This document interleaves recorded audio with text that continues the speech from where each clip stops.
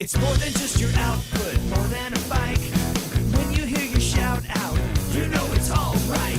Put on your magic pants and let's go. We're cruising into the power zone. Clip in, set yourself free. Come on and take a ride with me. Know what you need to know and what's it all about. Everything you need, it's on the Clip Out.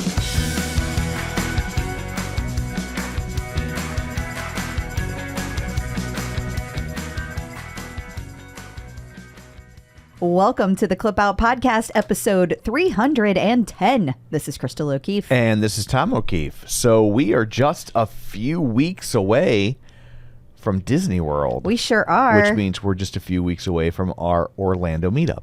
Yeah, it's going to be on, what did we say, June, whatever that Friday is? I believe so. Yeah, we did it on the Friday because when we did weekdays, people struggle. Yes. And so we did the Friday, and we're going to be at the bowling alley. Yeah, Splitsville. We're classy like that. Yeah.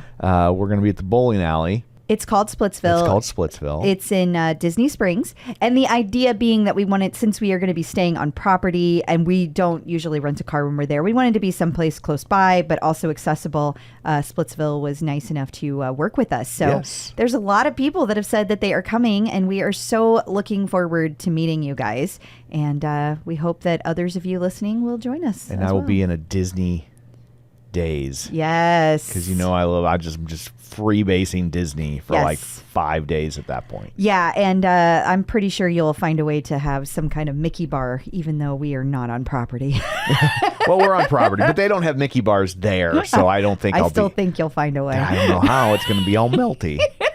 It'd just be Mickey soup. And Don't act like you're above it. No, I'm okay, but it would be warm by then.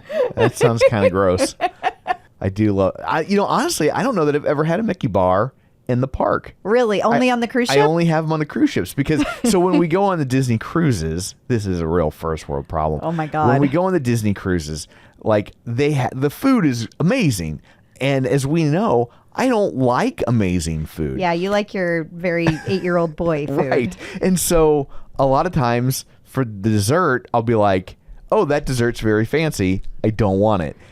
And then I'll be like, hey, can I just order the dessert off the kids menu? And then they bring me a Mickey bar. And by like the third night, they just know. Yeah. They're like, if there's not ice cream on this menu, he just wants a Mickey bar. Yeah. And then they'll bring me Mickey bars. And by the fifth night, they'll bring me 2. Yes, and I remember the last 2 servers we've had when we've been on cruises have done things like make up your plate with they've done like Mickey ears on the plate and all kinds of things. Yeah, they try to fancify it. They do. Yeah. They love trying to get you to eat surprising things. And they always roll their eyes at you. Yes. The first day they're like, they're very they're like, they think I'm like going to be mad or I'm going to be like, this food is garbage. And I'm just like, no, I'm weird. And then by the end, they're like, oh, this guy's just always like this. Okay. Yeah. He's just weird. Okay. Now we feel better. They think, they probably get so many like snooty people that complain about weird stuff. Yeah. And I'm just like, no, Remember that one cruise we went on and we sat with a couple? So like Tom and I went on a Disney cruise, just the 2 of us. Yes. Well, when you do that, you get seated at the same table as other they make people. you share do a table because 4-top. they don't have 2 tops because it's lots of families. Yeah. Right. Well, one thing that if you've never taken a Disney cruise, you may not know that your servers follow you restaurant to restaurant every night. So you have the same servers the whole week that you're there if you're on however long of a trip you're on. And so we had this couple that we shared the table with, and they were super nice. So this is not a bag on them. It was just they were so different than us. And this lady, she like every single meal, she had like a whole thing she had to go through. Like does it have this and does it have that? She apparently had some sort of teleconference with them before she arrived. Yes. Laying out her food allergies. Yeah, it was extensive. And I mean, we really were like not being shitty, but we were just like, what can you eat? Yeah, because there was so many way things to approach this. Yeah. But again, they were super, super nice. They worked with her. They did. Yeah. They did. And the couple was nice. They were also nice. But it was yeah, like you think I'm limited. I guess it was just interesting because it was like as weird as I feel like Tom is at our house and how it's like we have to kind of like make all these things work everywhere we go, it was like, wow, how difficult must that be for other people who are like this limited? Right. Like I can't even imagine. So it was really nice that they worked with her. It was. And I just love Disney cruises. They're great. So what, pray tell, do you have in store for people this week? Right. This is not a Disney podcast. Okay. Well, we have some news about what's going on over on Amazon, and we got to talk about this recall. I got questions. Yes. I got lots of questions. I also have answers. Yeah, thanks to Canada, we have some answers. Exactly. Yeah. Also, we're going to dig into some interesting things we found from Google's conferences, some interesting things that showed up on Amazon about how they partner with Peloton. There's also some interesting things going on with shows like HBO's And Just Like That, product placements. We'll talk about that. Also, we are going to talk about the fact that several past employees of Peloton are featured in the media this week. Yeah, it's a real media tour. Sure is. Yeah. And there's just more lawsuit news. And of course, we're going to update you on what's going on with the instructors. So lots to come. We have a visit from MetPro Angelo. He is going to talk about when you're not eating enough, like when you cannot get enough food. You're not sure how to do that. And we have a visit from Dr. Jenn, and we are going to talk about how to make realistic workout goals. So lots and lots of good stuff today. Awesome. Well, before we get to all that, shameless plugs, don't forget we're available on Apple Podcasts, Spotify, Google, wherever you find a podcast, you can find us. While you're there, be sure and follow us so you never miss an episode. Maybe leave us a review. That's always super helpful. If you want to help out the show, the easiest thing you can do is just share it in your social media. Whenever Crystal posts, hey, there's a new episode, just click share and let your friends and family see that we're out there. Yep. You can find us on Facebook, facebook.com/theclipout. While you're there, like the page, join the group. It's a great way to stay up to date on things throughout the week, or sometimes people have been asking questions, and it's certainly a safer environment to ask a question than the OPP, because if someone isn't cool, we kick them the out. Yeah, we do. So get out of here. So, you can also find us on YouTube, youtube.com/theclipout. We have a Patreon, patreon.com/theclipout, where for a little bit of money, you can get these episodes ad-free.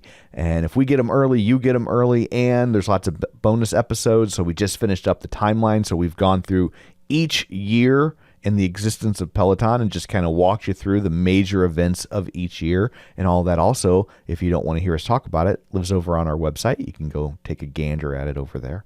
And finally, we have a news list or newsletter you can sign up for at our website, theclipout.com, where we include the links and all the things that we talk about in this. And if we have any other exciting news that we can't wait to share, we'll send it out in an email. So there's all that. Let's dig in, shall we? We shall.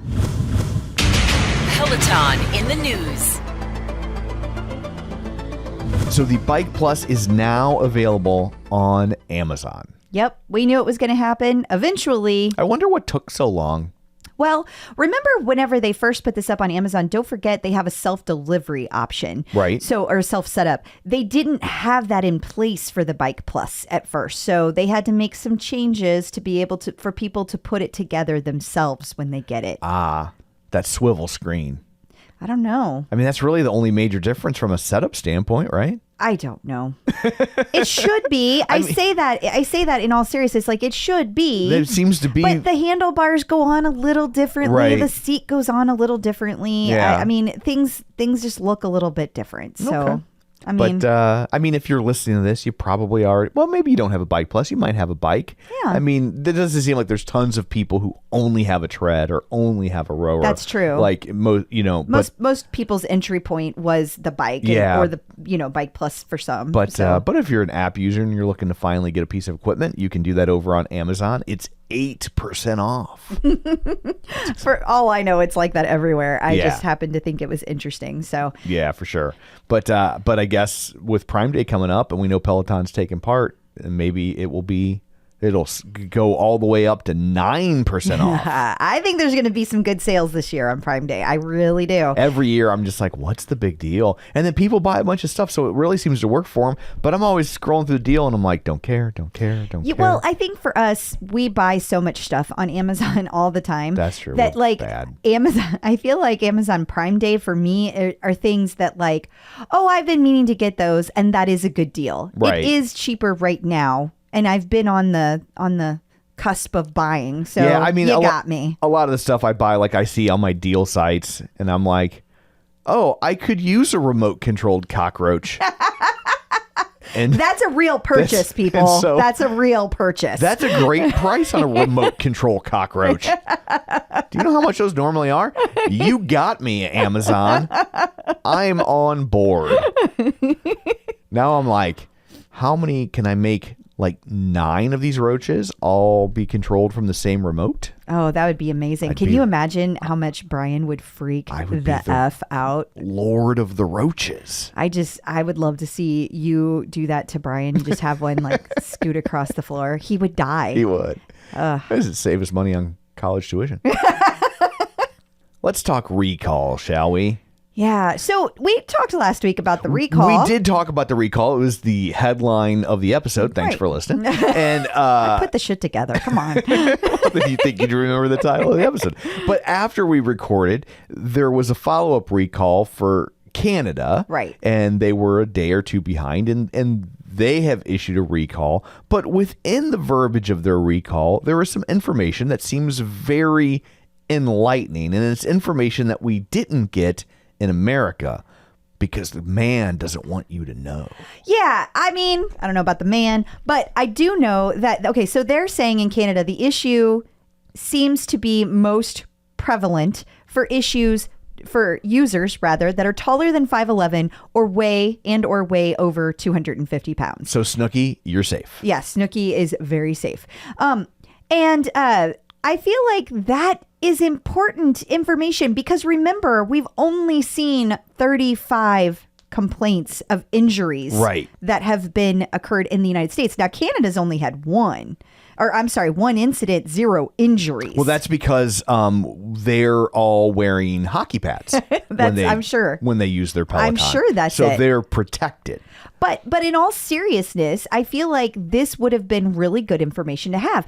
There is no way that Peloton would not have issued that information if they were allowed. None. Now, I'm no scientist, but I feel that the laws of physics are probably the same in Canada.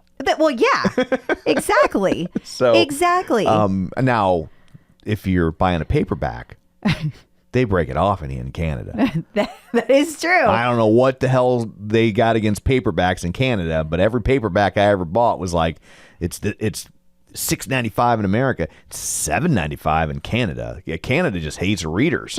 So, but yeah, so I don't know why this wouldn't be included in the verbiage in America, but obviously that verbiage, as we've learned throughout the process with the Tread Plus, is very controlled by the CPSC. Yeah. So I don't know what their rationale was, but clearly there is no doubt in my mind that was a CPSC decision. They made the rules there. Yeah. Because if Peloton had a problem with it, with Canada saying it, they would have said so. Right. So there's no way that they were like, oh, Canada, you can say this, but America, we can't. That Peloton made that decision. Right. That is above them. There's no way. There's no other way to read that. None. For sure. So ultimately, I think, though, that this is good news. This is that really good news. Maybe people can chill the F out. Oh my God. The amount of articles. Can we just talk about the articles that have been out there? And they say things like, Peloton had to recall all these bikes. It's terrible. No, actually, they didn't. It is a seat post recall. And that's another thing. I bet you anything I bet anything that the CPSC also said they couldn't call it a post recall, a seat post. I bet you they said it was a bike recall. It kind of feels like a hand slap for how things went down. I agree. Like, this is punitive. We're going to make you word this in the shittiest way possible. Yep. I agree. And these are things we'll never know for sure. Like Peloton can't come out and tell us this. But Google Honda recall, Google Ford recall. Like they've they've all got hundreds at any given time, it seems like. So Agreed. It's so we now know that it seems to be predominantly affecting people who are over 5'11" or higher, 250 pounds or heavier. Yeah. But either way, if your bike is affected, you can still get the seat post replacement. Right? Like Do that. Like, just want to make it clear. That's where I was headed. In no way, shape, or form are we saying that you should not get your post replaced and fixed it, because who knows when you'll gain weight? Who knows when you'll have a growth spurt? Or in all seriousness, somebody else could use your bike, or it could just wear out over time. You could have a friend or loved one want to use it. Maybe you finally get rid of the man in your life and you get a man at 5'11" or higher. I know from when I was on the dating sites, that tends to be what most of the ladies are looking for. 5'10" and up. Just saying. Yeah, but if he's 5'10", he's going to lie and say 5'11". I mean, they're just going to.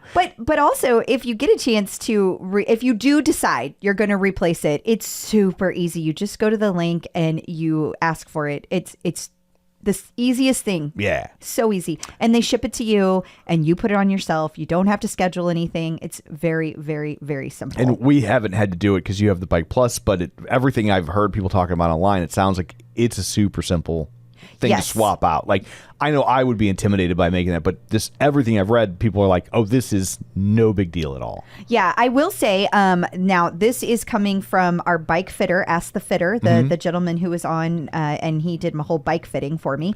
Yeah, I don't think we can trust his opinion of what's easy. No, but he did, that's not what I was going to say at all. But what he did say is that if you are an individual, regardless of your height, and you ride all the time with your seat post back, that's going to put strain on the seat and the seat post.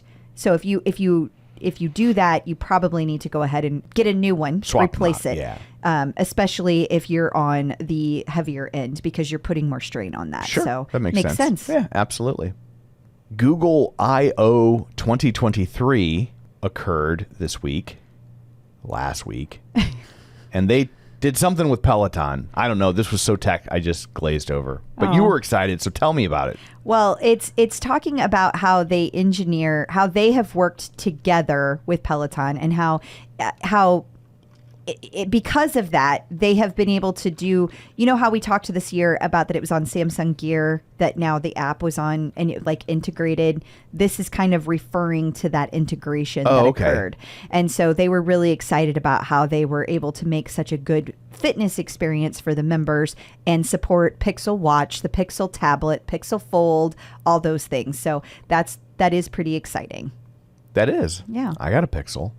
You caved and went to Apple, but I have remained loyal. Well, I've got to try a lot of new stuff too. Yeah. So Screen Rant, which is weird for me to be referencing Screen Rant on this podcast. Yeah, that's the wrong podcast. And not real spoilers. I had a moment of wait, I don't talk about fun stuff here. Fun to me. Wow. So thanks for being here, Tom. So they had an article about, and Just Like That, which for people who have forgotten, that's the Sex and the City sequel series. You might remember that in last season, Carrie Bradshaw's husband was beaten to death with a Peloton. No. What? No, that's not what happened. He was stabbed by a Peloton. No. A Peloton murdered him. No. So this year, they're going out trying to get brands to work with, and all of them are like, yeah. So you did Peloton dirty. About that, how are you using it? I thought it was funny in the article. They're talking about how they're like, it's like Gucci, and the Gucci's like, what's going to happen in that Gucci? Like what? They're going to get strangled by a purse strap? No, we want no part of that. No, but it is funny. Like, hey, everyone said, oh, Peloton knew. Clearly they didn't, guys. Right. Yeah. Anyone out there that still subscribes to the conspiracy theory that Peloton knew what was going to happen can suck it. Because if Peloton knew, all these other brands wouldn't be in a panic when they get approached, right? They'd be like, oh, Peloton signed off on that. It also shows that brands had a very different feel and response to this death than the users did. Because people who were like, not necessarily already Peloton users, but people who were like anti-Peloton, who weren't users. They were like, they got on this whole thing about how Peloton is actually unhealthy. You shouldn't be exercising, yada, yada, yada. And in reality, all these other brands are like, ooh, yeah. And just like that did Peloton dirty. Yeah, and I for think that's great. They deserve their comumppance because they did. It's a nice piece of karma. It Not is. going to lie. Yeah. It's nice to see karma occur within the same lifetime. For There's sure. a lot of people that deserve it that don't get it. Amen. There is a whole rash of articles about former Peloton executives who now have new positions. So we will pound through a couple of these. The first is from Fortune.com. Peloton's former CFO reflects on what she learned from the company's rapid rise and fall. And she is now working at Elation, says Jill Woodworth, if you needed a little bit of a refresher. Yeah. So if you want to read about what's going on over at Elation, you should check that out. But I will point out in all of these that the focus is on where she worked, not where she's working. Yeah, it's funny that they're basically all leveraging having Peloton on their resume to get these articles because that's what drives clicks. So always remember when people tell, even when they put the rise and fall of Peloton, well, it still must generate interest because you built the entire headline around Peloton, not Elation, whatever Elation is. Yeah. Don't know. I didn't read about it because I didn't care. But that does not mean that I don't wish Jill Woodworth for sure good wishes. It's just funny that, you know, people are now in a mode of kind of trash talking Peloton, but they still want the clicks and they know that it works. Absolutely. So it must be doing something. So also moving on to the next one, Peloton's ex-CMO and how she hit the ground running at Autodesk. Yep. Wouldn't she be hitting the ground driving at Autodesk? Different auto. Oh, okay. What, it's an automatic desk? It's not a desk. It's not that kind of thing. What was my manual desk doing improperly that needed to be automated?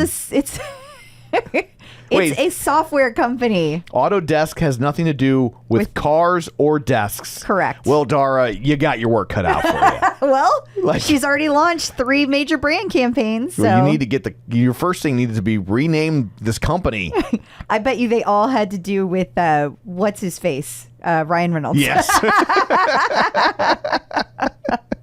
And then finally, Beauty Pie names Kevin Cornilles as its first CEO. Now he was over all of the international chief commercial officer. That's what they called him. But yes. he started off at Peloton over international because he was like the guy that led the UK and then eventually Germany. And then whenever the shakeup happened, he got a new title. But he started at Peloton with the international stuff. Gotcha. And he's at a company called Beauty Pie, which is making replicas of the pie from American Pie that Jason Biggs had sex with. No, not right? at all. Because the pies are so beautiful. No. You want to make sweet, sweet love to them. Mm-mm. No? No.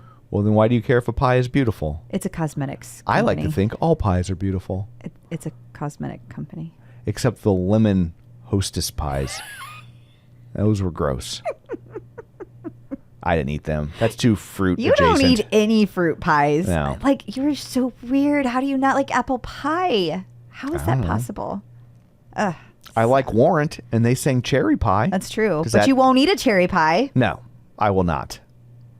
So Amazon had an article about how Peloton is using Amazon Redshift to unlock the power of data, or if you prefer, data. I need you to scroll down on this because there were some interesting statistics. So hold on. Let's stop right there. Stopping. Okay. Okay. Phew. All right. So Peloton has had massive growth. We know that. Mm-hmm. But they talk about the data specifically. Now, I wanted to talk about this because so many people, I'm so tired of hearing the same thing. We have been doing this for so long. Yeah. Okay. They have to get rid of things, guys. They can't keep it all out there because it's ridiculous amount of data. Right. So much that you can't even wrap your head around it. So Redshift is the first fully managed petabyte scale cloud data warehouse. I didn't even know we had moved to a petabyte. Me neither. But we are there. It sounds like something we should protest against. Well, it's not a PETA, it's a pedo. Oh, okay. Well, I actually don't know that. Maybe it is a PETA bite. I was like, this is servers used only for child pornography. No! It's a pedo bite. Stop. Okay, but then it's interesting. So 1 exabyte is the equivalent to 119 billion song loads. With Redshift, you get access to that data architecture. It breaks down internal data silos. You can share the data, multiple support users, yada, yada. Okay, so keep scrolling because there's some more stuff in here. So then they talk about this volume of Peloton. You got to scroll again because I need to be able to see past this picture. Here we go. Stop right there. As Peloton's business has evolved, the amount of data that it is generating and analyzing has grown exponentially. I have to move my camera. From 2019 to now, Wang reports the amount of data the company holds has grown by a factor of 20. In fact, a full 95% of the historical data that the company has generated has come in the last 4 years. This growth has been driven by surges in the number of users on the platform, Peloton's platform, and the variety of data that the company is collecting. Wow. Yeah, that's a lot. Yeah. It says in 2019 and 2020, obviously Peloton grew. They knew that they needed to manage an explosion of data from users and related to its business. So that's whenever they moved over to Redshift. This gets into a lot of yada yada that I don't really care about. Feel free to read this. If you join our newsletter, you will get this article sent right to you. I do think that it is super interesting. It's just I don't want to get that much in the weeds on the podcast. Yeah. But I find this absolutely fascinating. We are not just talking about the streaming that is happening. We are talking about how Peloton collects data from us as users and how they take that data and then use it within their system. So there's a lot of different kinds of ways you can look at data, but this is absolutely fascinating. A factor of 20. Yeah, that's a lot. Okay, there is no way this was not absolutely driven by our timeline. Tom Cortese's throwback post. Yes. He showed in December of 2013 that they opened the first store in Short Hills, New Jersey. And then they had pictures of the first still ads with Rebecca Kennedy and first video ad with Emma Lovewell. And it's so funny that now both are instructors. Yes, neither were instructors at the time. Correct. They were just fitness models that they hired or fitness instructors that they hired for models in their commercials. Yes. So that's kind of funny how that came full circle. I agree completely. I love it. And we know Tom enjoyed the timeline because he was kind enough to reach out and tell you so. Right. Well, we shared that last week. Yeah. But not everybody listens every week. Oh, that's fair. Even though they should. Yeah. What's up with that? Yeah. But welcome back. Hi. More computer nerd stuff. Android developers, the YouTube channel Android Developers, posted a story about Peloton and how they Android develop. I didn't read this one. Well, there's nothing to read. It's a YouTube video. I didn't either. But it's out there. It's just, I guess it's just showing you what they do to make it work. It's real short. It's like a minute and a half or something. It says Peloton across screens. So is this showing how it works with all different kinds of Android? Is this kind of similar to what we saw over on LinkedIn, but just a video about it? Yeah, I wonder if this might be the same thing they showed at iOS. Like it's just showing you, yes, how it works on. It'll work on your tablet. It'll work on your phone. It'll work on your smartwatch. Blah blah blah. But it's a nice little piece. It is. I mean, when you have companies that are like sharing your company as a spotlight, that's a big deal. Yeah. That's awesome. John Foley, remember him? I do. Should I put this in a past guest update? Well, he was a past guest. He is a past guest, yeah. But he was featured in Architectural Digest about his new company where they send you rugs. Yeah, Arnesta.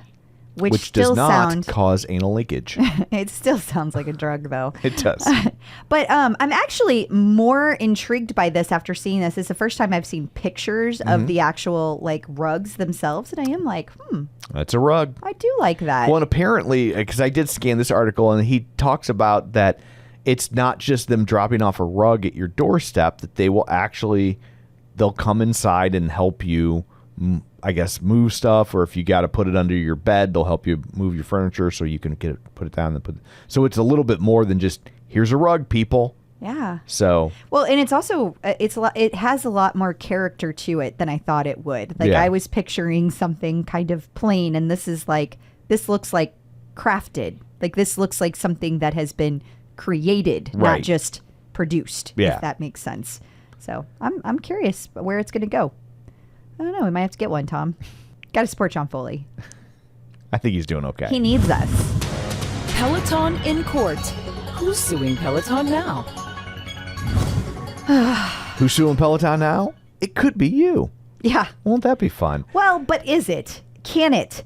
I find this interesting. So there's been a company that's been really aggressive lately about putting ads in your Facebook feed if you're a Peloton user to try and get you to join their class action lawsuit. Now, in the title of this subject, I put suit in quotation marks because they're not technically asking you to sue Peloton. They're asking you to participate in class action arbitration. Mass arbitration is what they said. So interesting. Yeah. So the idea being, okay, because basically all these companies, this is how I interpret it, all these companies are creating these terms and conditions where you can't sue them. So now these companies are pivoting from mass lawsuits to mass arbitration.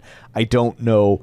So it makes you wonder long term how forcing people into arbitration will benefit the companies if the lawyers have found a way to still access the system. You know what I'm saying? I do. Yeah. Also, I have to say, when they say that your fitness data may have been publicly disclosed, I would like a lot more information about exactly what they mean about it being disclosed. It's very vague because on a first reading it says, if you own a Peloton device and have followers, your personal fitness data may have been publicly disclosed in violation of a federal privacy law.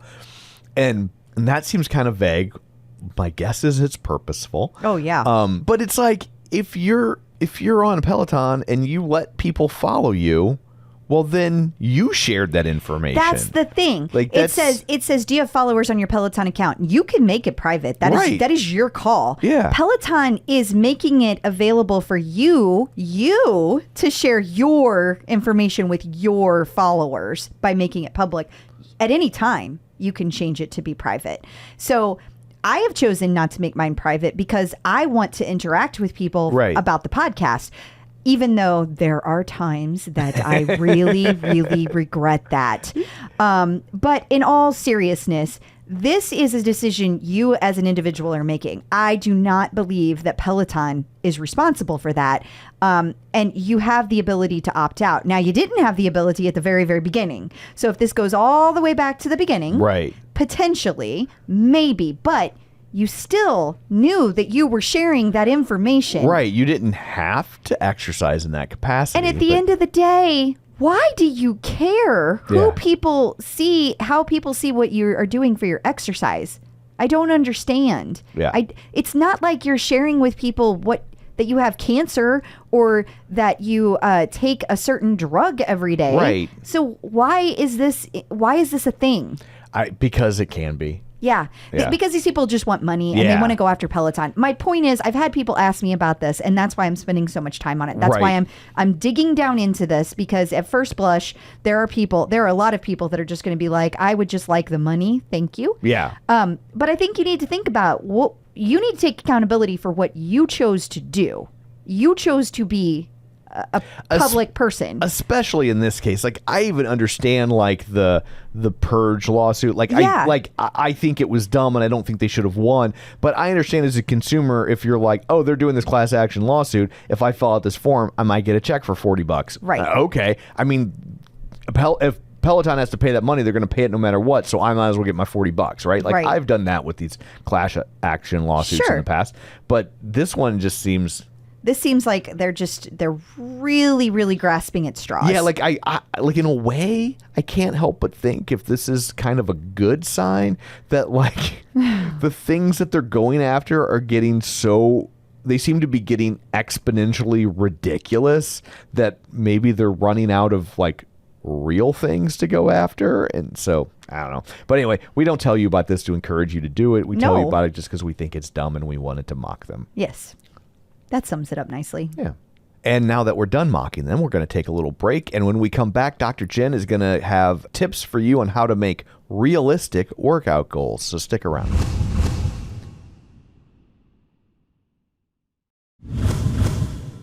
Getting the psychological edge with Dr. Jenn. Joining us once again via the magic of ZoomTube is Dr. Jenn Mann, licensed marriage, family, and child therapist and sports psychology consultant.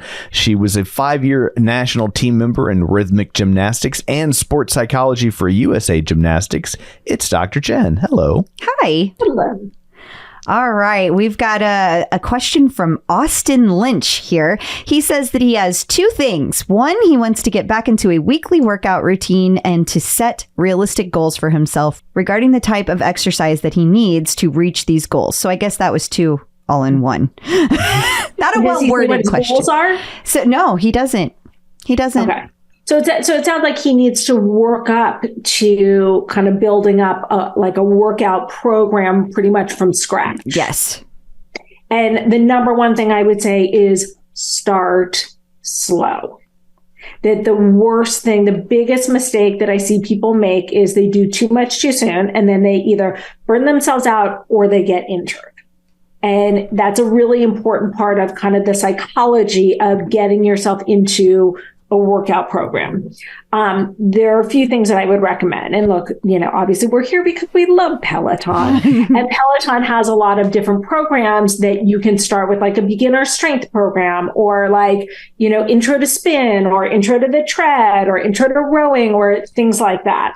But what I would recommend is to really look at your schedule and kind of what is realistic. Where will you put this exercise? Is it in the morning? Is it before you start work? Is it the end of the day after work? Is it on the weekends? Is it exactly what is it that you want to do, and what do you have room for?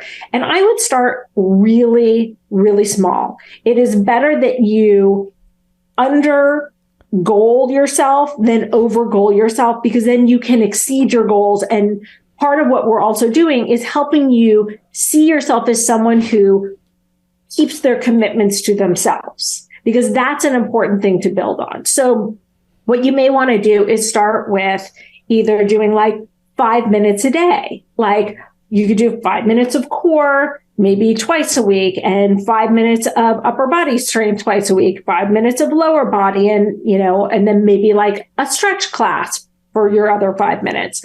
So you can either build across the board, or you can pick certain days and be like, okay, I'm going to do 10 minutes on Monday, Wednesday, Friday, and then pick something that is consistent with those goals. But again, be really careful that you don't overdo, that you don't go, okay, I'm going to do 10 minutes of running uphill. No, that's not a starting point. That is something you work up to.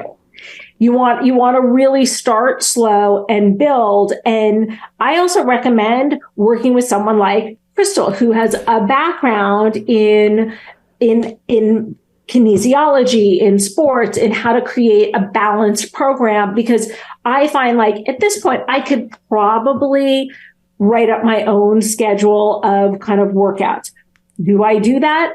No, I work with someone who knows more than me, but also because it makes me accountable, and I'm able to kind of out loud say okay, you know what? I'm feeling really burnt out with this thing from my last workout. Here's where I need a change. Here's where I don't. And sometimes this person comes up with other great ideas for me that I haven't thought of. And sometimes also a little thing can make a big difference.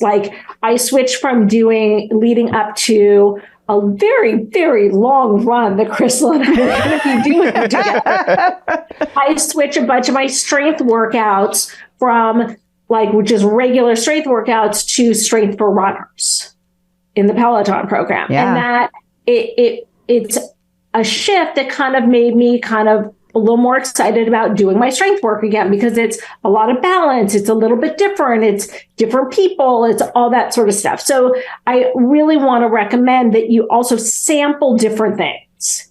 Don't make the assumption oh, I really want big biceps, so I'm just going to do strength. You want to have a balance and also try things. Try a bar class, try a Pilates class, a yoga class, try things that you wouldn't normally do, because that variation will also keep you excited about your workout and prevent you from getting burnt out into doing the same thing over and over.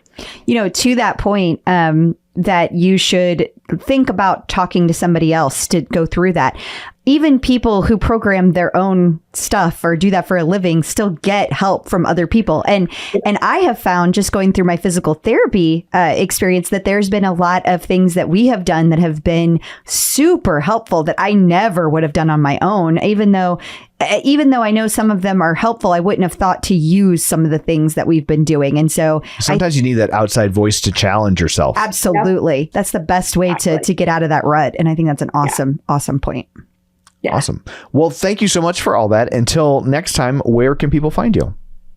At Dr. Jenn Man, 2 N's on Jen, 2 N's on Man, on all social media. And I post my Peloton workouts on my story so you can see what classes I am taking. Wonderful. Awesome. Thank you. Instructors in the news. Kirsten Ferguson is out with an injury. She is, and she said that she's going to be out for a while. She wanted to let everybody know, but she's listening to her body, and she will be back. And do not worry. She's taking care of herself. Awesome. Well, good for her, and hopefully she mends quickly. Yeah, absolutely.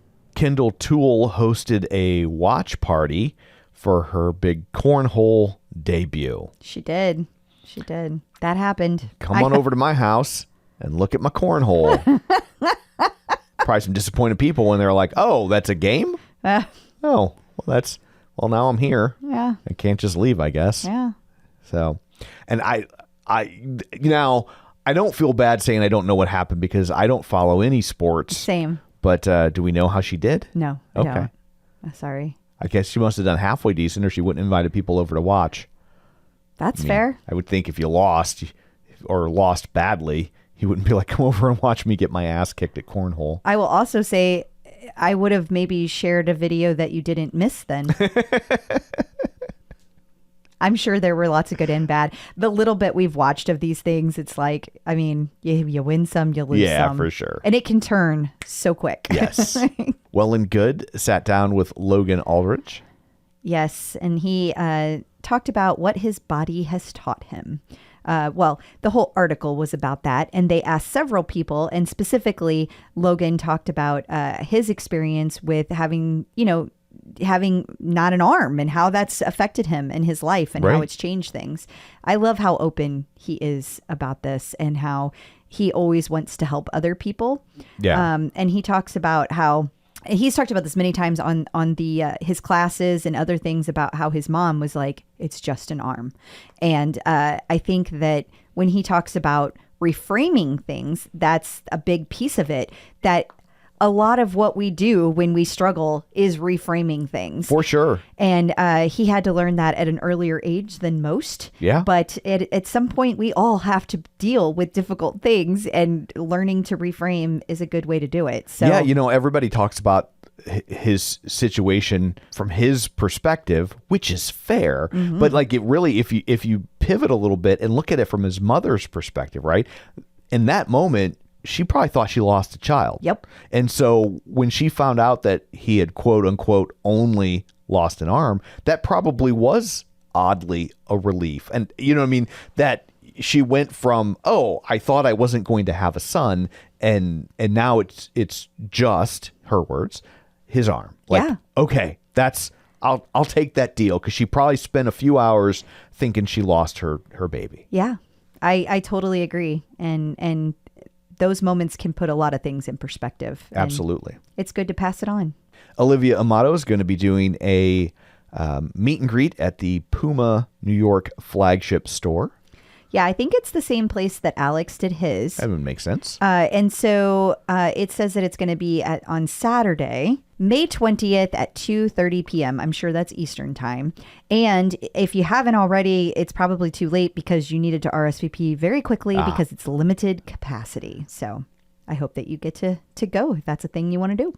Bradley Rose talked to Travel and Leisure about why basically you should let yourself off the hook a little bit from the workouts when you're on a vacation. Yeah. And I totally agree with this because he talks about even if you cut it in half, even if you only do 10, 20 minutes, even if it's only 2 or 3 days a week, it's something. Right. And you're on vacation. You're on vacation. And you should let your body rest. Like, you shouldn't go all the time. It's funny, over on the Superset, our tonal podcast. Yeah. We spoke with Tanisha Renee, one of the new instructors, and she was flat out like, I've given up on working out when I go on vacation. She's like, I used to pack stuff and then I never did it. And finally, I just made my peace with the fact that, like, I'm on vacation and I'm not going to do that. And if you're a professional fitness instructor and you can't bring yourself to work out when you're on vacation, well, I mean, what hope do I have? Exactly. I mean, that's in all okay. seriousness, And that's okay. In all seriousness, we have to let ourselves off the hook and have a rest. It's okay. Yeah. I mean, it's okay. It's a week, you know? I mean, Yeah. for most of us, there are some luckies among us Yes. that get to take very long vacations. And there are some people who maybe only get a weekend. So Also true. it's a spectrum. That is right. Joslyn Thompson talked to Fit and Well. Joslyn Thompson rule. Joslyn Thompson. Is she not using the rule? Because it does not have rule in this article. Well, I don't know, but I'm going to go by what she has listed on our Peloton site. I'm just saying, if you look at the photo credit, That it is says true. Joslyn Thompson. Hold And on. if you look in the article, she is referred to as Joslyn Thompson. So I know that was Joslyn Thompson rule at some point, but I didn't say it because the article didn't have it, and I just assumed she dropped it like Hannah Corbin dropped the Marie. Well, Peloton still lists her as Joslyn Thompson rule, for what it's worth. Yes. So, So I don't know. I did not mean to dead name you. Jocelyn. We'll just call her Joss. I call her Jossie. Just Joss. I just call her Jossie. Jossie. We're tight like that. Yeah. Anyway, she talked to Fit and Well about core moves and stuff. Yeah, so basically, she said, hey, if you want to get strong in your core, get Yeah. rid of the sit-ups. Like, there are a lot of things that you can be doing to strengthen your core that aren't sit-ups. And it's so true. Sit-ups just do one tiny thing for one piece of abs. We just had a whole thing where Angelo walked through how you can strengthen your core. And if you are a person who is doing things like biking, like running, you need a strong core. Right. You don't just need strong abs. So I totally agree with this. As she said, get rid of the sit-ups. Do these other exercises. It's a lot better for you. Emma Lovewell is still on her book tour, but she was featured on CBS Boston while she was in town to throw out the first pitch at a Cards game.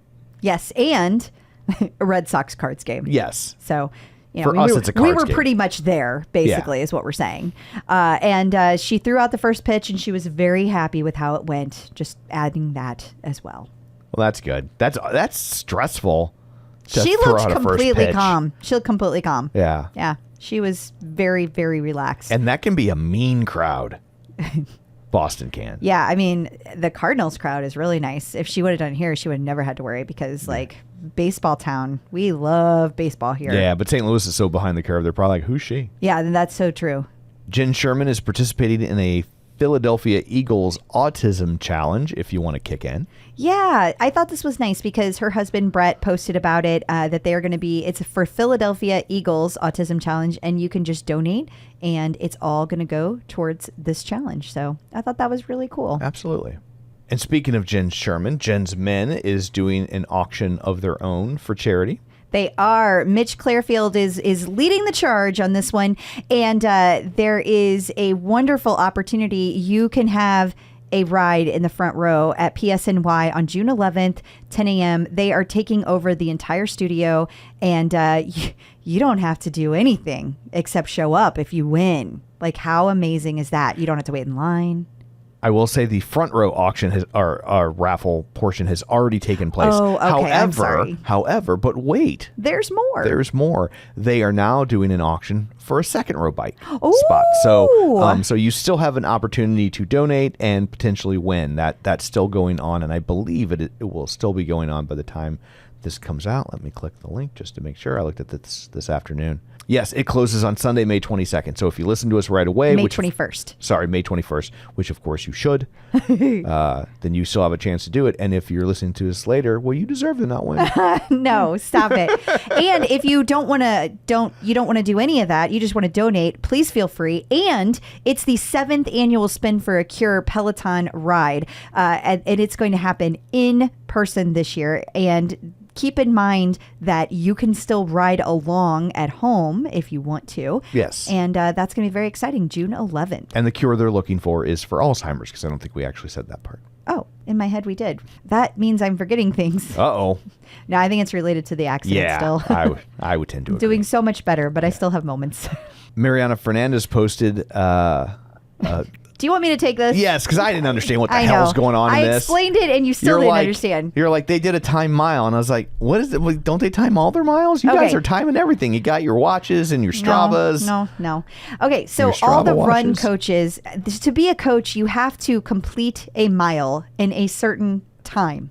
You can't just be like me, slow, and be up there teaching class. You have to be able to do it at a certain speed. I don't know exactly what that speed is. I know I have read that it's 10-minute miles. I don't know if that's still accurate. Gotcha. It changed, but at one point in time, it was a 10-minute mile. So But they have to get tested on this on a regular basis. Like, it's just like by the military. Who's firing you? Peloton. Like, that's a Peloton rule. That's what I'm telling you. Okay, you have to do a certain thing to be an instructor. I didn't know if it was specific to Peloton or if this is a coach industry standard. No. I don't know. Remember who you're talking to. I thought it was obvious. No, that's why I was so confused. I didn't understand why it was confusing. So at any rate, the instructors went out together. So it was Marcel, Matt Wilpers, Andy Spear, and Mariana Fernandez. They all went out together and did a track, and they all did their time mile together. Gotcha. And so that's all this was, Tom. Okay. I thought it was obvious that it wasn't obvious. Like, I don't understand. I am so sorry. Maybe it's not obvious to other people. Like, in my head, it's like, it is a job requirement. Gotcha. You have to be able to do a certain thing before you can be a Peloton tread instructor. Okay. You can't just walk up and do it. So, I mean, there's probably a lot of other requirements. Well, yes, but this is just one. Okay. Thank you for clarifying. No problem. I'll try to remember this for next year's time mile. No, you won't. But I assure you I will fail. The Michael Jackson Broadway musical, MJ, has recouped its investment. Now, the reason we're telling you this is because it's directed by Ross Rayburn's husband. And so we just thought that was interesting. Broadway plays are expensive. Super expensive. I think they said, what did they say? What's the figure they give in this? It's a big number. It's $22.5 million. And it takes a lot to recoup that when most Broadway theaters seat about 900 people? Yeah, they're so tiny. I don't know if people outside of New York know that. Yeah, people who don't go to New York on a regular basis. I mean. Like, I didn't see a Broadway play until I was like 40. Yeah. And same. And so in St. Louis, we have the Fox Theater, which is very wired into Broadway. They, in fact, have produced successful Broadway plays like Thoroughly Modern Millie and Legally Blonde. They did that one as well. And so I say that because we have a very good theater and they bring in the big touring productions. We were, I think, the first city in America to get Hamilton, which you don't normally think of St. Louis as being the first to get anything, right? Facts. And so our theater is super nice and does amazing things.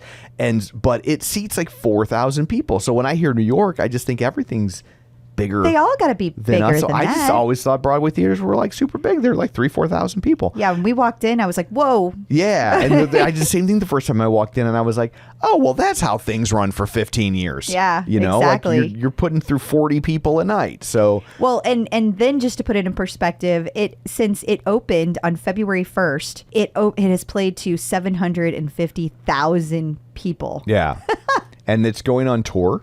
And so yay! Will we actually get to see it? I think it is coming to St. Louis at the Fox in the next year's season. It's one of the shows, but yeah. So like now, that's where they start making the real money if they can get these things popular enough to actually tour. So they're gonna be okay. Well, congrats to Ross Rayburn's husband. Yes.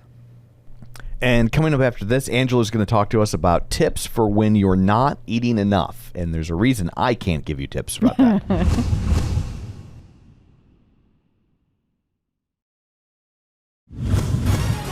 The Clip Out. Joining us once again via the magic of ZoomTube from Angela. Well, I guess you are also from Angela, but from MetPro. Here to answer all of this good. Yeah, here to answer all of your fitness and nutrition questions. It's MetPro. Well, that was quite an intro, Tom. Thank you. Hi, Angelo. Don't edit a thing. Hey, guys. Great to see you again. Thanks for having me back. It is business as usual.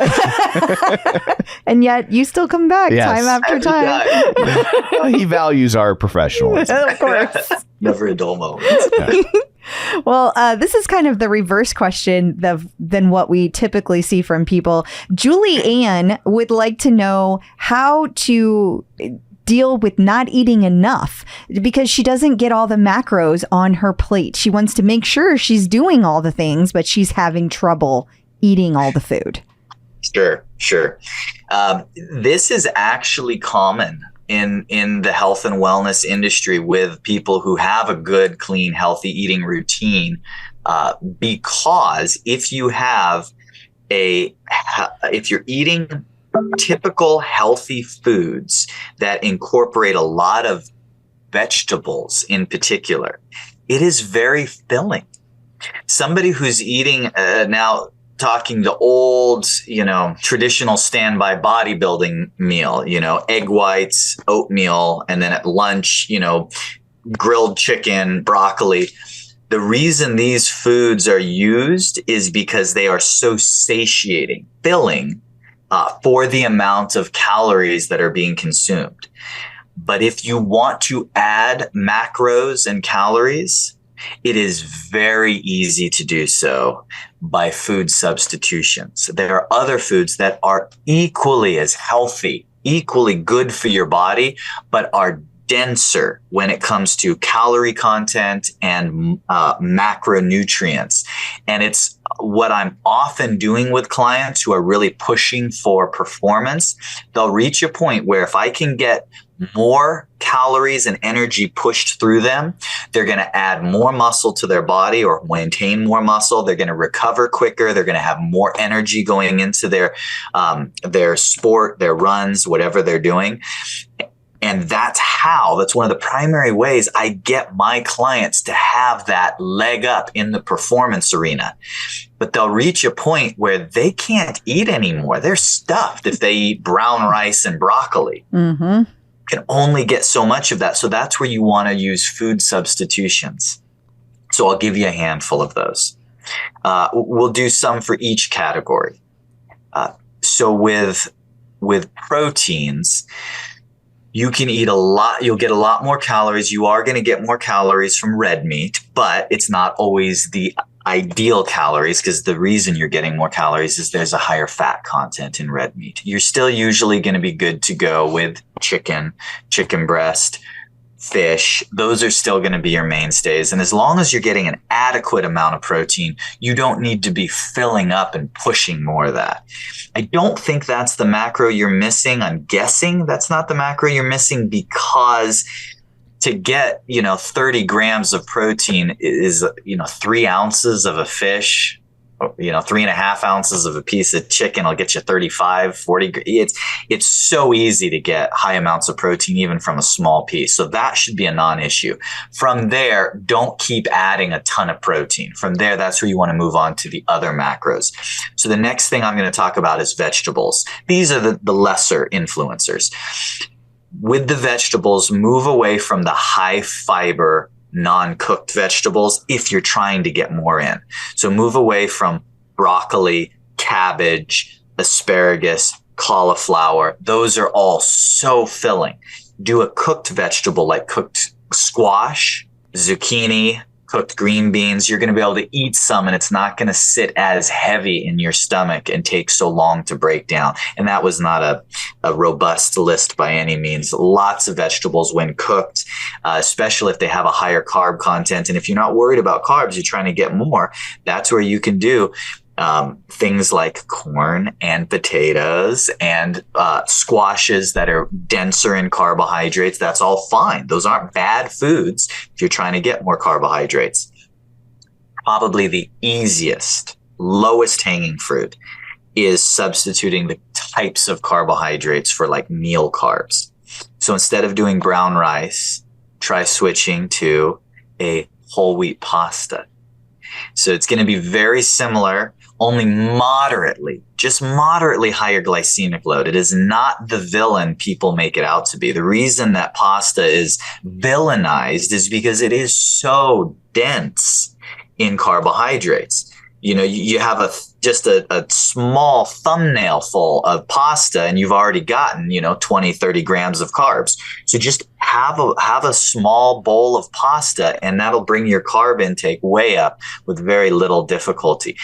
Breads are the same way. Use whole grain breads. They're a little more filling, but nothing like the brown rice or the oatmeal or sweet potatoes. Those are the ones where you're going to get the least carbs for the most filling. And then the by far easiest way to escalate calories is adding healthy fats. You add a tablespoon of extra virgin olive oil here or there. Add a half an avocado to one or two of your meals a day. Easy, simple ways of getting fats that won't sit heavy in your stomach. And it'll get you those extra calories, which will all contribute towards recovery, performance, and energy. So that hopefully that'll help with squeezing in a few extra calories and getting extra macros on your plates without too much pain. Yeah, that was a very good list. Absolutely. Well, thank you so much for that. And if people want that level of detail provided for them personally, where can they find you? So for the person who hates all of the food items I just listed, we can pick others. Like me. Tom. You picked others for me. I do.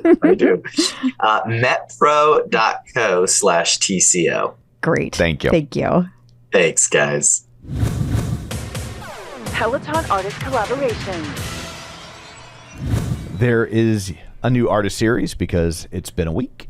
And this time it features one we've heard of because we're old people. Bruce Springsteen. Yeah. I feel like we already talked about this was coming because... it was not a well-kept secret. No, I don't think they were trying to. Like, they weren't trying. Once you sign up for classes... Yeah. Because you sign up 5 weeks ahead of time. It's already out. So it's not really a secret. But the official announcement is here. But also, I thought it was fun that they shared on the Peloton Studios Instagram channel them relaying the news to Jenn Sherman. Yeah. First, they relayed it to Jess Sims. And I thought Jenn Sherman was going to punch both of them in the face. And then she found out it was really her.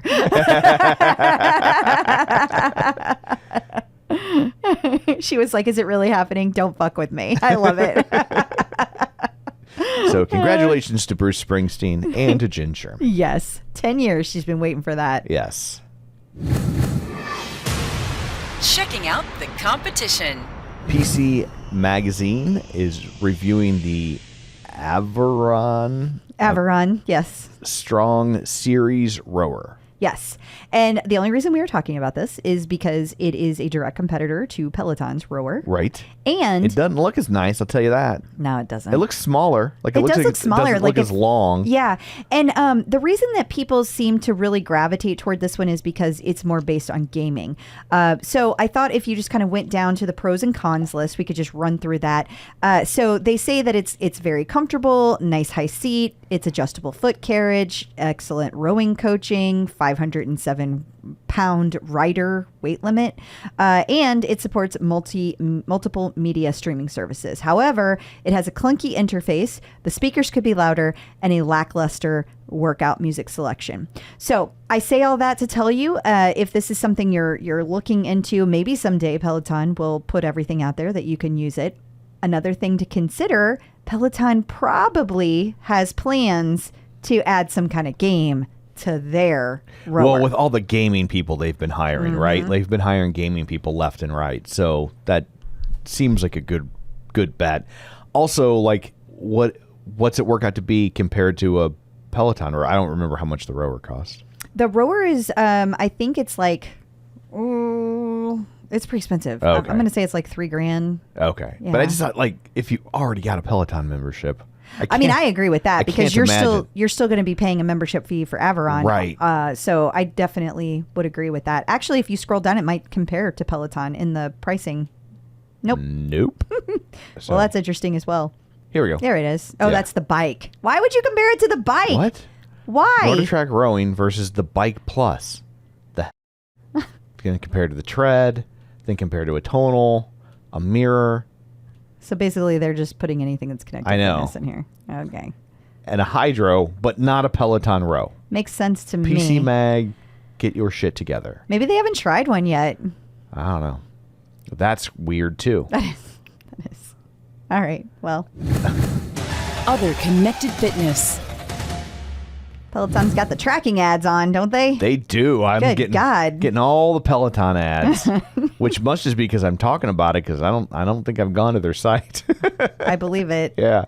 So anyway, we are here to talk about Aura rings, and they now integrate with Peloton. They sure do. That came out actually on May 11th, so it's been a little while. And it's weird because Aura Ring didn't send it out to any of their users. What is up with that? That's so weird. Do you think maybe they're still kind of testing it and people just figured it out? I don't know. And this came to us from a listener, This did, yeah. It was, oh, dang. I had it in the Courtney somebody. Yes, Courtney. It was definitely. Courtney Fields. Thank you. Thank you for sending it, Courtney Fields. And all you have to do is go over to the submitted tip and be able to include that. So Yes. it's super easy to do over on the website. And that's what Courtney did. And she made it very easy to be able to share. And we're sending her a brand new Chrysler Cordoba, which they don't make anymore. I was like, no, we're not. No, we're not. But they don't make new ones, so we can't. We would have sent you a new Chrysler We Cordoba, would've. but they don't make Chrysler Cordobas anymore. So Absolutely. That is the only thing stopping us. Damn the luck. I know. But a lot of people have these Aura rings, and I have been hearing from people for all week that are very, very excited about this new integration. And it doesn't look like you really have to do a lot other than connect the two. Like, that's it. And then Nice. everything just pulls in. Awesome. In case you missed it. Andy Spear has debuted Total Strength, or he did debut Total Strength Density Training Program. Yes. And it is going to be, it says it's a program, but the interesting thing is that it's actually being dropped as a collection. Now, if you go to his stories and you look through, you'll actually hear him talk about the difference between a collection and a program. Apparently, this was a choice that he made, or somebody at Peloton made. He made it sound like he made. Right. But that he wanted people to be able to take these classes as a one-off as well, not just in a program setting. If you're not familiar with programs at Peloton, you have to take them in a certain order. And if you don't complete them, They seize your Peloton. They come to your house and they take it from you. no, they don't at all. But it won't let you progress to the next week if you haven't taken the classes for this week. And you can't get to them unless you sign up for the program in a lot of cases. So he is saying, I made it into a collection on purpose because I want you to be able to still take these as one-offs later. Gotcha. Yeah. Well, that's a good definition of the distinction. Definitely. Yeah. And he really wants people to be lifting heavy weights here too.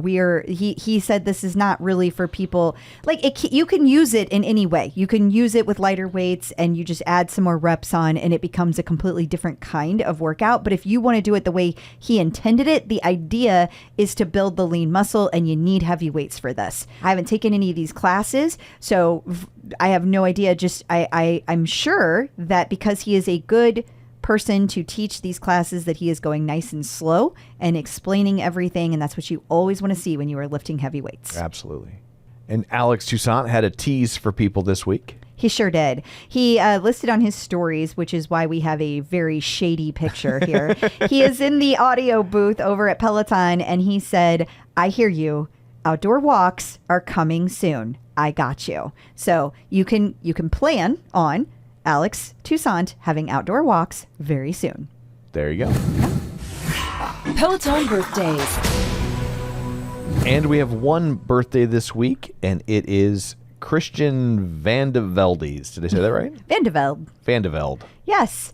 Well, happy birthday to Christian Van de Velde, and I hope that you will be back to do more classes soon because everyone misses you. Yes, and his birthday is May 22nd if you want to reach out and tell him that. I'm sure he would appreciate it. He knows it's his birthday. I meant the part you just said. Yeah. Okay. Yeah. And also just happy birthday. Yes. Yeah.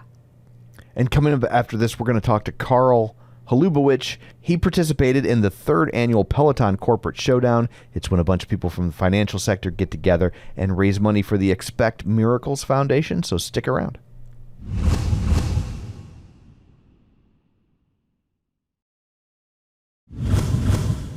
Checking in with the Peloton community. Joining us today via the magic of ZoomTube is Carl Holubowich. Hey, Carl, how's it going? I'm doing great. How are you guys doing? Oh, we're good. We're so happy you're here. Yeah, did I say that right? Carl? Yeah. Okay, yeah, just making sure, yeah. Oh, how fun. How fun. I hadn't heard that joke over probably 40 years. Yeah. So, Carl, you actually landed on our radar because of a really cool thing that you had done. You raised money. I guess you guys have a annual Peloton corporate showdown, and this year was actually your 3rd year of doing that. Is that accurate? Yeah, that's correct. It's the 3rd year. It's actually through Commonwealth Financial Network. They're a firm that we partner with. We're actually sort of separate, but we work together with them.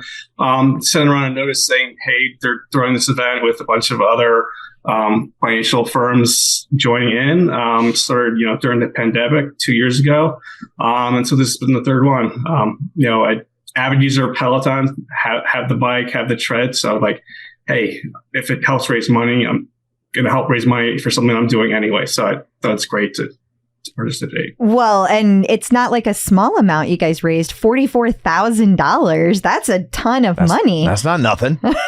That's really cool. Now, is that like a cumulative for all 3 years, or is that like... I think that was just for this year. That's incredible. I don't know off the top of my head how many participants were, but there were at least a couple hundred riders at least. So it's great.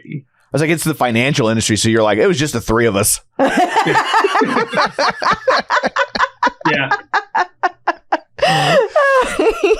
Okay, so then kind of going backwards, you said you have a bike, you have a tread. So when did you first become interested in Peloton and decide I need to get some of these products? How did that happen? Well, my wife is a long-time cyclist, like a spinner. What I call her. We used to go to the gym. That was her deal. She would go to spin class. I would do weights and cardio.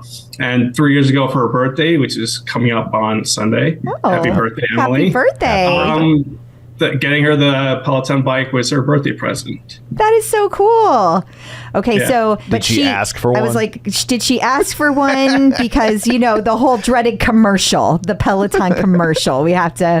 No, yes, that's why she likes doing spinning classes, had done it forever. Not so much since the pandemic and, we had 2 girls, and so getting to a gym class and doing that sort of thing was a little tough. But a lot of neighbors had it, and I knew she wanted it, so I thought, hey, this would be a great present to get her. So, who do you think uses it more? Is it pretty even? Is it you or her? I think she probably uses the mic more than me, although I just checked what our workout history is just to see, and I think I have a lot more workouts than she does. But that's also because I do the stretching and some other programs with Peloton, so it's not just the bike. She probably has more bike rides than I do. I just do it every so often. Okay. So you do more of the stacking kind of thing of the classes. Yeah. Okay. Is she mad that it's her bike and you ride it, but you're on the podcast? I'm trying to. I don't know. Trying to create some melodrama here. Get a second episode with her on it as well. Well, now it sounds less financial, more legal. Are you an attorney also? You are really good at this. No, I am not a legal attorney. I provide legal advice. He went straight into financial mode, though. He's did. like, hang on. I'm not a doctor either. Like, don't do that. Oh, I love it. Okay. So now, how did the tread enter the picture? Are you like, you said that you lifted weights. Were you an avid runner before? Or you just got hooked and you were like, I want this? Nah, I call myself a runner. I sort of think of like, just as like a hobby to keep in shape. More, I'm not like a triathlete or do any hardcore marathon running or triathlons or anything like that. It's just something to keep healthy on. And I kind of like it a little bit better than the bike. I can do a quick 30-minute workout and be sweaty and tired really fast. I just like it a little better. We had a treadmill that we bought from the previous owner of our house. He had one. Said, "Hey, do you want it?" And I'm like, yeah, the old. I don't want to move this thing. We'll throw it in for $200. You can have it. Yeah, and he had a whole bunch of other like fitness equipment as well. So we, in our basement. So he was like, "Yeah, I'll take it all. I'll use it." Yeah. So, and then, and then I think it was 2 years ago for my birthday, I got the Peloton tread to replace the aging treadmill that we had in our basement. So now we've both gotten our Peloton gifts for our birthdays. That's awesome. Very equitable. It is. And okay, so you said a couple years ago, so that would have been after the pandemic started. So you have the regular tread, not the Tread Plus. Yeah. Okay. I was just curious because there's like a really fine line of window there where during the pandemic for a very short time you could have gotten the Tread Plus, and then it was recalled, and then it became just the regular tread. Now it's a collectible. Yeah, now there's hardly any out there. And I'm hanging on to mine for dear life. But the tread is a really nice machine. I think, especially if you had another treadmill that you used before, you are familiar with how much easier it is to go make your incline increase and the speed increase. I love that about the tread. Yeah, I love the lock for the incline. That way I don't have to reach over and keep changing the speed is hard enough for me. Yeah, I like doing two things at once is hard. So I like hit the lock, and I think that's a great feature where if you're going up to 2 incline, it does it automatically. I don't need to touch it. So what's interesting about that is that you actually can't use that feature on the Tread Plus because since it was recalled, they couldn't like retrofit it to put that piece of technology they in. can push out like software updates exactly for it. Exactly. So they never did because it got recalled. So who knows, maybe next year it'll come out. So I am jealous of that because I have it on the bike because I have the Bike Plus, but I do not have it on the tread. And so many people say, I'm curious if you ever use it just to like take walks, like maybe, well, I don't know, maybe you can't say this because you may not be able to say about working, but I don't know if you ever took meetings while you're just walking and maybe you just let the treadmill do its thing with the different inclines. I find it hard to walk and chew gum at the same time, so I think that would be really tough for me. Okay. I know my wife loves to use it as, she's on calls constantly, so whereas most of the time where I'm video chatting with my clients that I work with, so it'd be a little weird if I was sweating and then like out of breath and trying to pay attention to what they're doing, as well as focusing on them, being that they're the focus of my attention. So a little hard for me. It'd be great if I'm just listening to something where I don't need to pay so much attention. If I'm just listening to a podcast or something like you guys. Yeah. It's like if I'm doing something not important, like this thing. Yeah. Thanks, Carl. Well, thanks for joining us.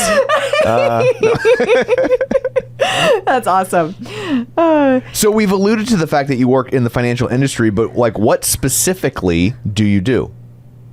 So I'm a financial advisor with the firm Armstrong Flowing Moore in downtown DC. Been with them now 21 years. We're actually having the firm's 40th anniversaries this year, so it's Wow. a milestone for us as a firm, which has been great. So That's really cool. You don't look old enough to have been anywhere for 21 years. You do not. Professionally. Okay. Yeah, that's it's another great. reason to exercise, keeps you healthy, drink lots of water.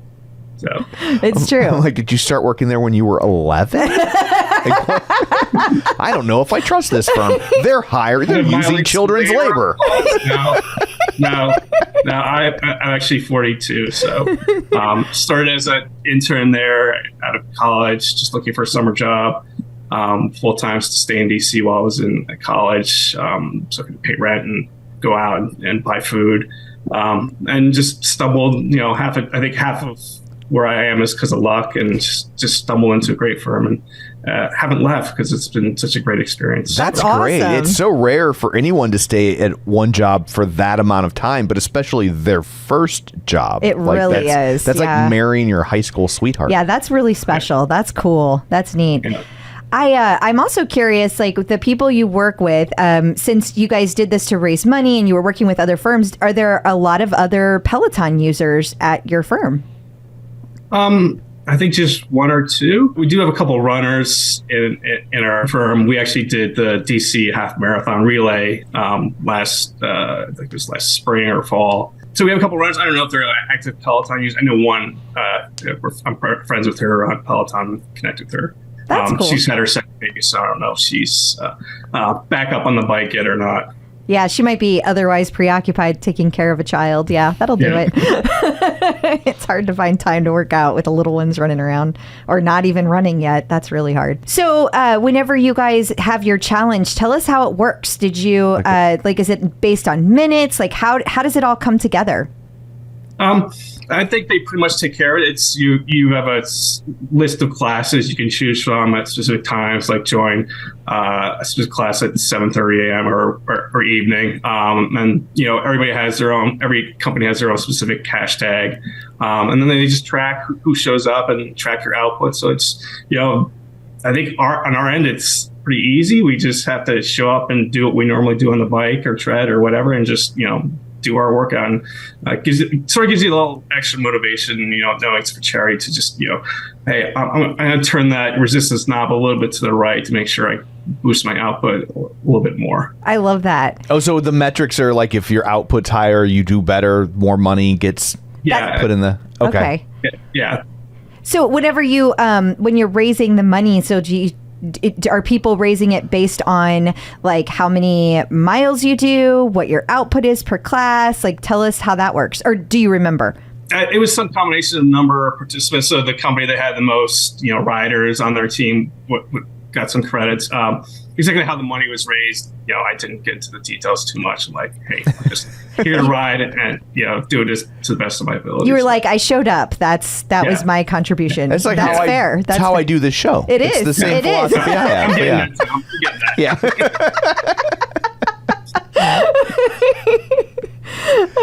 So have you been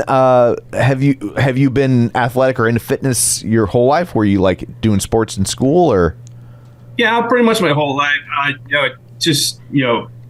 think after my sophomore year playing football, where I kind of realized, hey, everybody's starting to get bigger and stronger and getting pushed around a bit. Like, I need to hit the weight room and I can't get by and just raw physical talent anymore. And plus, I stopped growing taller after sophomore year, so I knew I had to get a little bit stronger, maybe put on some muscle if I wanted to play football or something like that. But I just kept with it. I constantly go to the gym ever since then.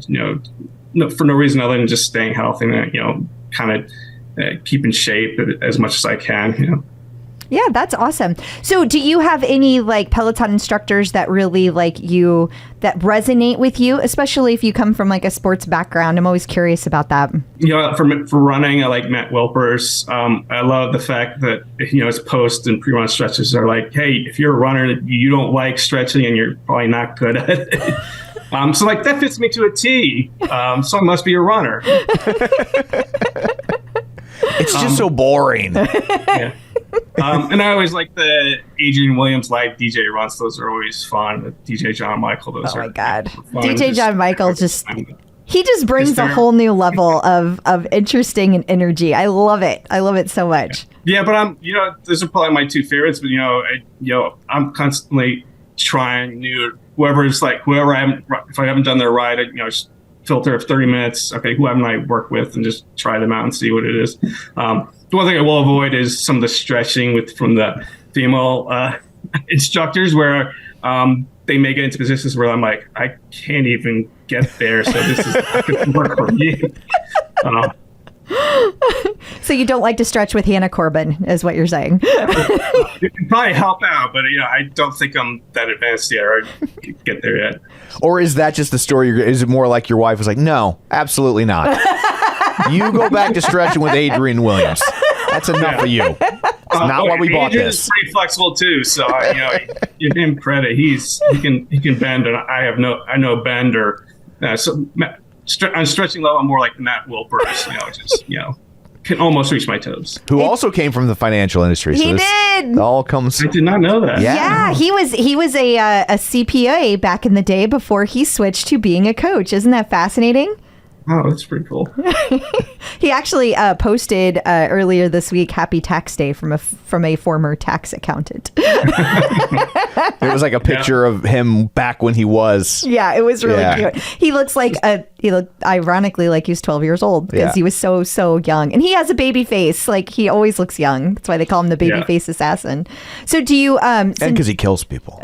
No, he does not kill people. No, don't say that, Tom. Somebody will take you seriously out there. Just wounds them.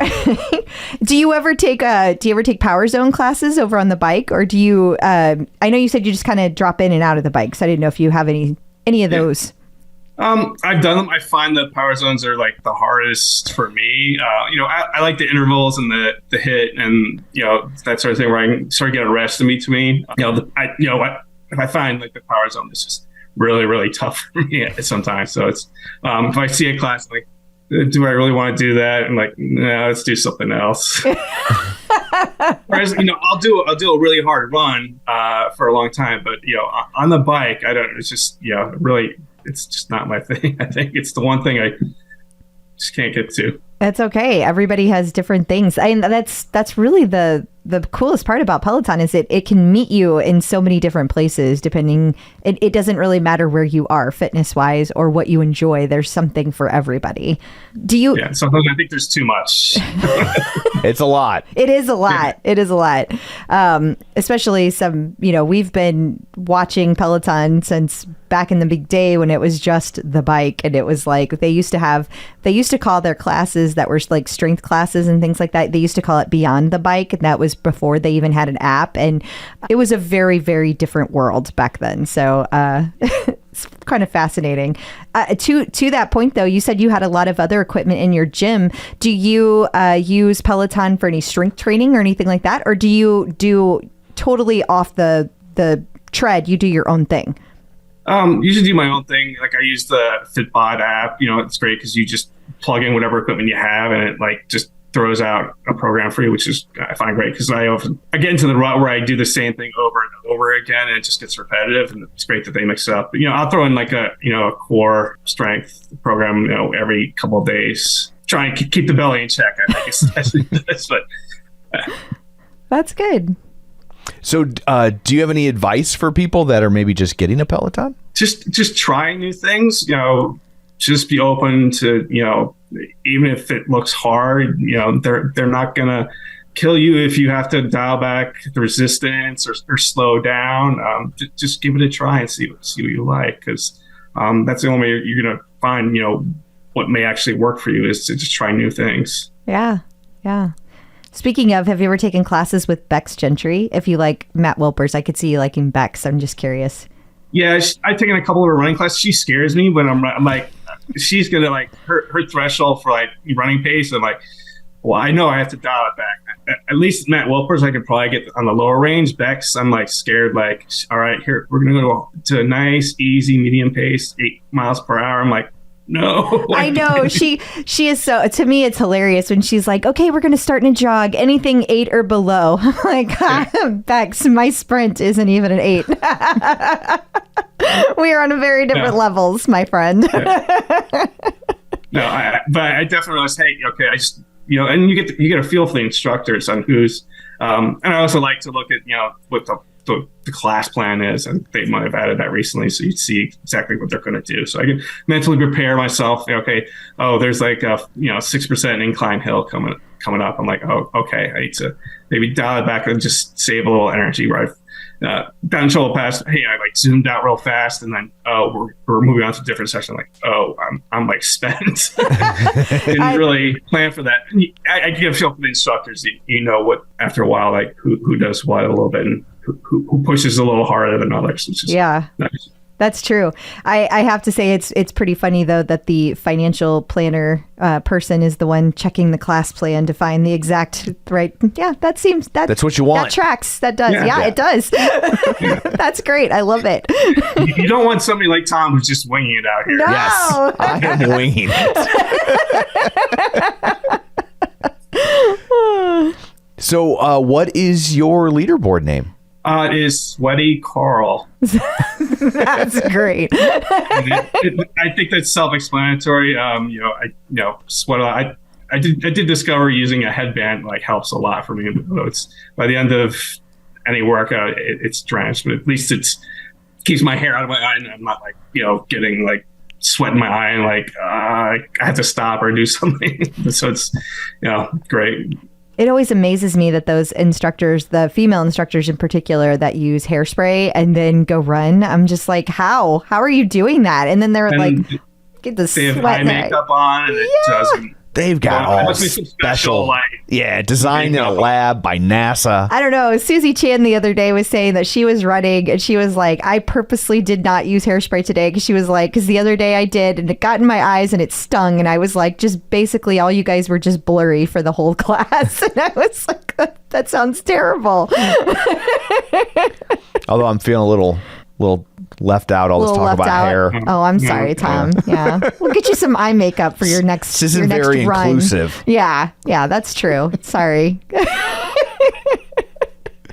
Well, Carl, thank you so much for taking time out of your day to join us. I'm sure you're very busy given what you do. Yes. Before we let you go, just let everybody know where they can find you if you would like to be found. Sure. I'm on Twitter, Carl Holubowich, at Carl Holubowich. A little bit more active on LinkedIn. You can just search me, Carl Holubowich. I think there's probably only one of me on LinkedIn. So unless you're a junior. As long as you can spell my name correctly, you'll probably find me.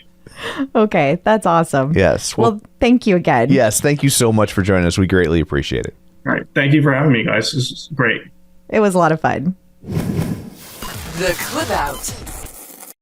So I guess that brings this episode to a close. Until next week, where can people find you? People can find me on Facebook at facebook.com/Crystal D. O'Keefe. They can also find me on Facebook, Instagram, and the Peloton leaderboard at ClipOutCrystal. And you can find me on Twitter at Roger Kubert or on Facebook at facebook.com/Tom O'Keefe. Find the show online at facebook.com/theclipout. While you're there, like the page, join the group.